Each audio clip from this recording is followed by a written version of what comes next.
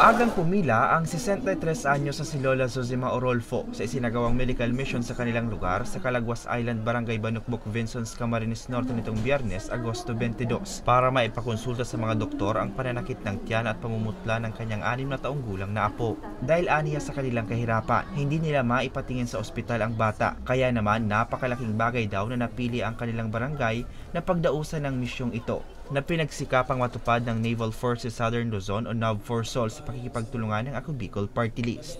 Para po nga salamat po kami na nakakatabang po nga po kami sa muya. Pasalamat din po Dakula. Kaya po kami nakakapatsikap na dahil na po kami nakakapunta sa Banwaan, taonin na po kamo. Tulad din Nanay Zosima, maaga din na nagtungo ang 52 anyos sa si Nanay Flora Villacruz sa venue para maipakonsulta ang madalas na pananakit ng kanyang likuran at tiyan na matagal niya na ring ininda dahil sa kahirapan. Salamat po sa mga Pilipinibi, sa mga Ako Bicol na nagsuporta po sa muya sa indang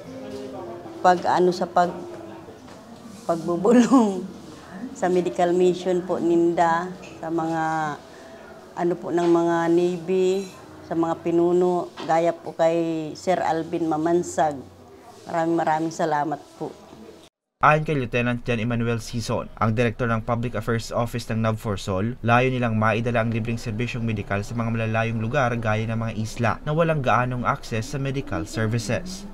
Lubos pong nagpapasalamat kami sa ating mga partner stakeholders, kay Daniel Razon ng MCGI, sa Ako Bicol Party List, sa PAFCIPIC, sa commander ng TOG 5 na si Colonel Jose Romulo Dilag, Philippine Air Force, GSC, at sa iba pa nating mga partner stakeholders. Maraming salamat po sa inyong pakikipagtulungan sa amin sa Philippine Navy, at kung wala po kayo, tiyak po hindi po magiging successful itong activity ito. Kaya lubos po kami nagpapasalamat. Kabilang sa mga handog na serbisyo ay medical, dental at optical, kung saan mahigit 500 na residente ang naging benepisyaryo. Ipinagpapasalamat naman ni Punong Barangay Wilay Sasalin ang inisyatibang ito ng NAVFORSOL at ng partido. Thankful kaming mga taga-isla na aabot kami ng mga serbisyong ganito sa aming barangay. Ito ay utang na loob namin sa lahat ng stakeholders, sa lahat ng nag-effort, sa lahat ng staff ng event na ito. Ay napakalaking bagay na po nito sa amin. Yun lang po, at nagpapasalamat po kami ng lubos kasama ko ang sangguniang barangay ng Banukbok at ang mamamayan ng barangay Banukbok. Maraming salamat po sa binigay niyong serbisyo sa aming barangay. Diyos mabalos po sa inyong lahat. Sinisiguro naman ng Ako Bicol Party List na patuloy silang makikipagtulungan sa iba't ibang ahensya at mangunguna sa mga ganitong aktibidad na nagbibigay ng bagong pag-asa lalo na sa mga mahihirap na Bicolano. Dahil hindi lang ito yung pagkakataon na nangyayari ito, dahil marami na pong beses na nakapaghatid ng tulong sa aming probinsya ang Ako Bicol. Dito sa bayan ng Vincents po, ito po yung pangalawang pagkakataon, hindi lang po yung ngayon.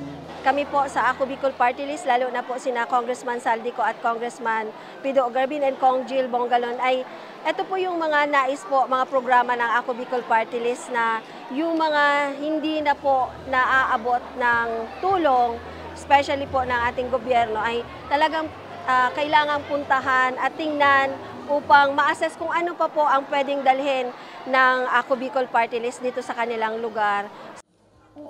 Samantala, bahagi ang nasabing aktibidad sa pagdiriwang ng ika-127 anibersaryo ng NAVFORSOL nitong May 21, 2025. Para sa mga balitang Tatak Bicol, Hercules Barbacena.